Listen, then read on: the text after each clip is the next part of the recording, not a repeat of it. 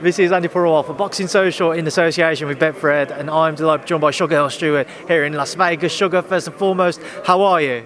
I'm doing great. How about yourself? It's good to see you again. It's good to see you again, and this time I'm not kind of harassing you for an interview the day after a huge fight. I am, but yeah, it's good to see you, Sugar. You know, obviously getting ready for the return of Mr. Durrell against Marcos Hernandez. Firstly, just talk to me about how's Anthony looked throughout? Camp's been great for Anthony, and Anthony's looking good. He's been doing exactly what we've been practicing on the game plan, and I'm happy with his as far as the learning for this camp. I'm very happy with it, doing exactly what we worked on. So all we have to do now is just wait for Saturday night and go in and do the same thing. What have you guys been working on that we will see from Anthony? We know about his past accomplishments, two times world champion. So going out now, he's looking to become a three-time. What have you been trying to teach into him as he looks to do so?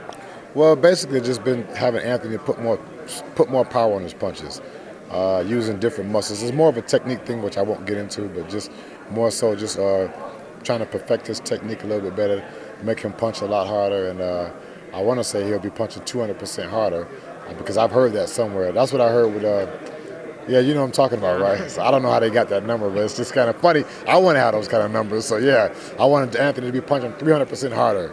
Well, Sugar, if there's anyone who's going to do that, it's you. Well, that's what my name is about. It's about knockouts. It's knockout time. When you see Sugar Hill, you think knockout time. I'm training every fighter that I train for knockouts. It doesn't have to be in a brutal way, but just knowing how to get the knockout, how to set that knockout up, and certain techniques that you need to deliver more power in your punches. Talks about Marcos Hernandez. What do you know about him, Anthony's opponent for Saturday night?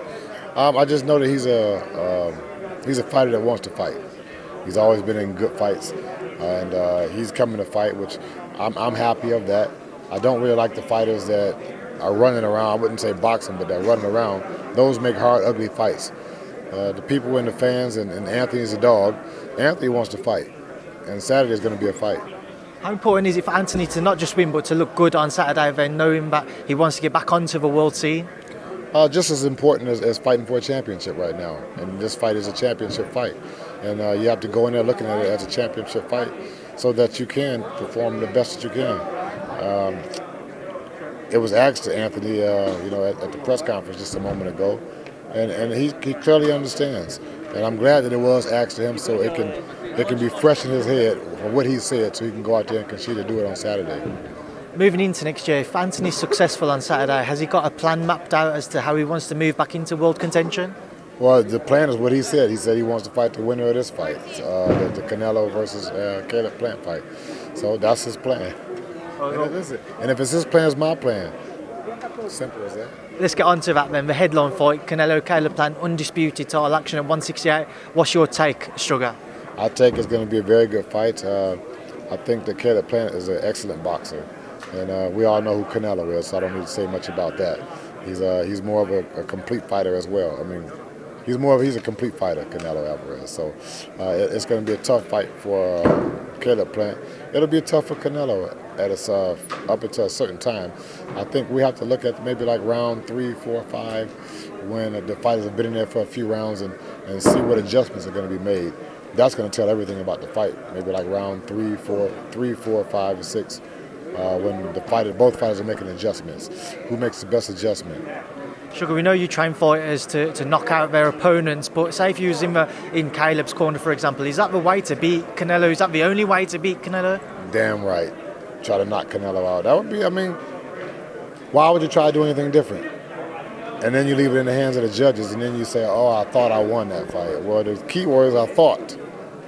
But when you take this matter into your own hands to get the knockout, then you already know who won the fight. This is why I pushed Tyson so hard in the last fight. Don't want to hear the judges. I don't want to hear those scorecards. Don't even want to sit there and stand there, both fighters standing there waiting for one hand to get raised. Bang, get it over with. It's knockout time. Who do you expect to be victorious and how then on Saturday? Like I said, I'm not sure who's going to be victorious. It's those crucial rounds 3 through 6 and 7 that'll tell the fight. As you mentioned Tyson as well, how is he doing? Tyson's doing great, enjoying his family. I should probably ask how's the kids doing because now they got their daddy back.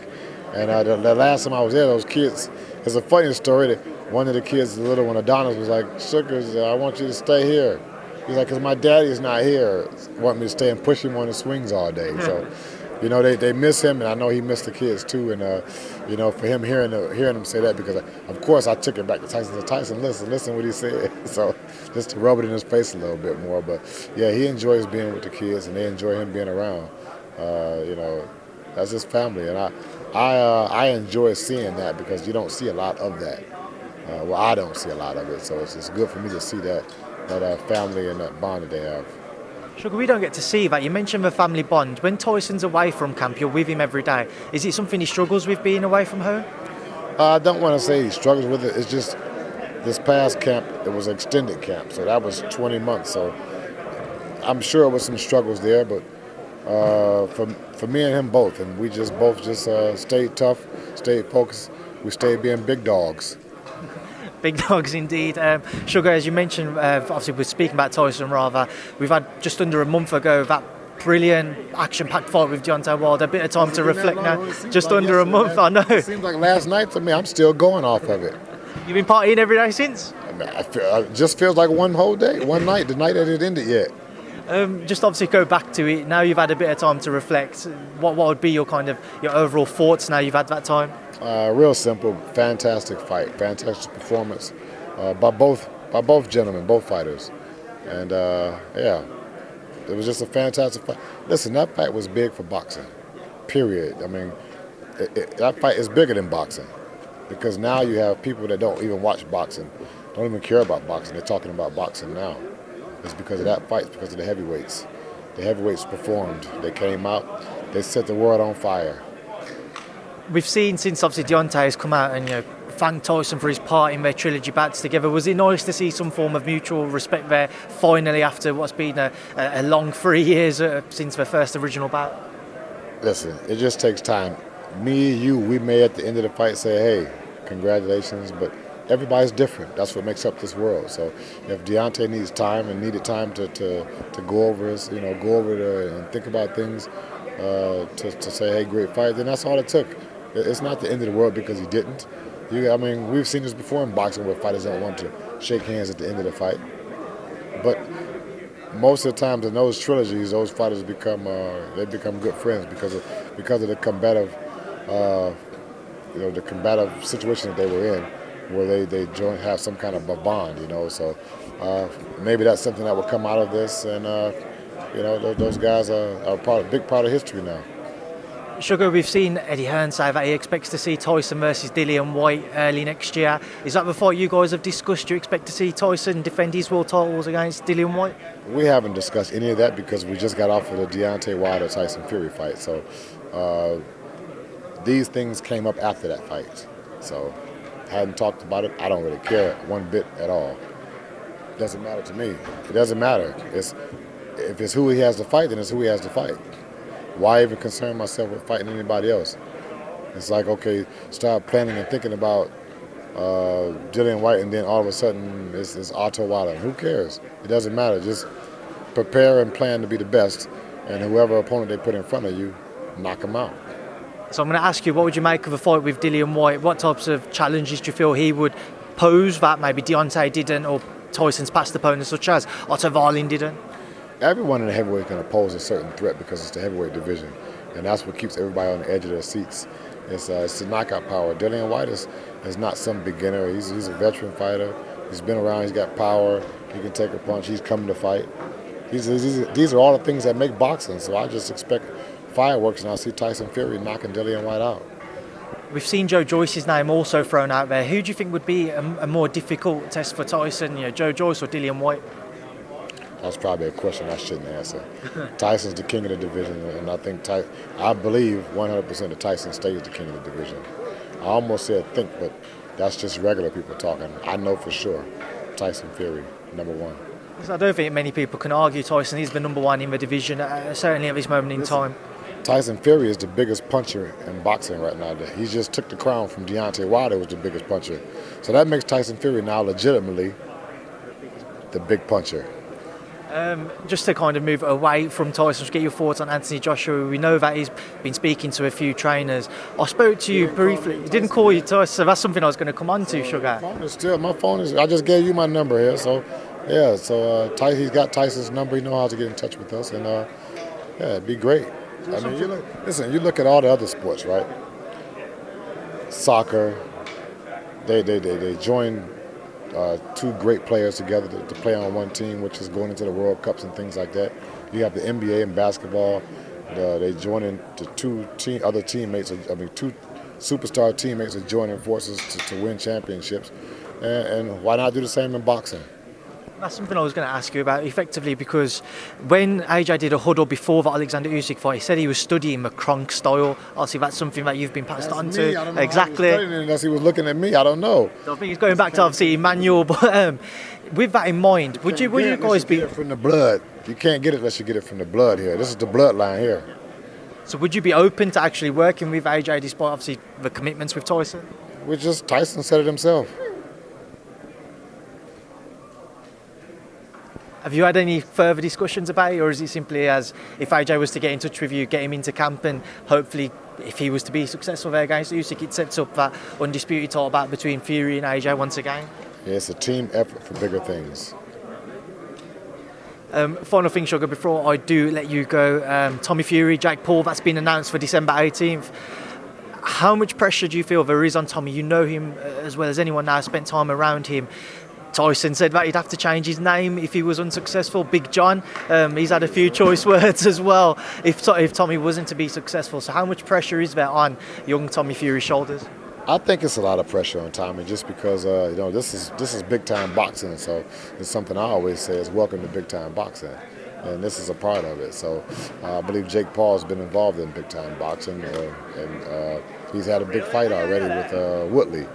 So that was a big time fight. It was pay-per-view. It was a main event, and Tommy hasn't been a main event fighter yet. So this is a big challenge for him, and I think he'll do okay. You know, Tyson's going to be there for him, and what other better person to have with you than Mr. Big Time, Mr. Big Dog, Mr. Gypsy King himself. I mean, will you be working with Tommy as well at all, Sugar? I'm not sure. I'm just here training Anthony Durrell, Nico Ali, Walsh, and a couple of other fighters, Vladimir Shishkin. So, obviously they need help. This is like a family, so if he needs help, then no problem. Just with that fight, then, what do you expect from, obviously, I say, like Jake Paul's not a normal or a normal boxer to go with those words, but what do you expect from it between Tommy and Jake? What I expect from both fighters is like two. I would not to be offensive, but I would call them two beginning fighters. Competing at a high level. And some people may have different, different thoughts about that. No, don't go nowhere. Don't go nowhere. You next. You next. Man, you next. We in right now. Let's go. How long we got? Let me know so I can tell them. No, give me a time. Yeah, so this is a big fight for both of these fighters. Both stepping up into the big league, but for Tommy just a little bit more because he hasn't done it yet and been the center of attention. But this fight here with these two amateur beginning fighters, this is big for boxing because it brings more regular people to have a different look at boxing. Like, oh, I want to watch it because maybe it's not top class fight, but they want to see some excitement. They want to see some entertainment. They want to see, two people give it all they got, like Tyson Fury and Deontay Wilder did.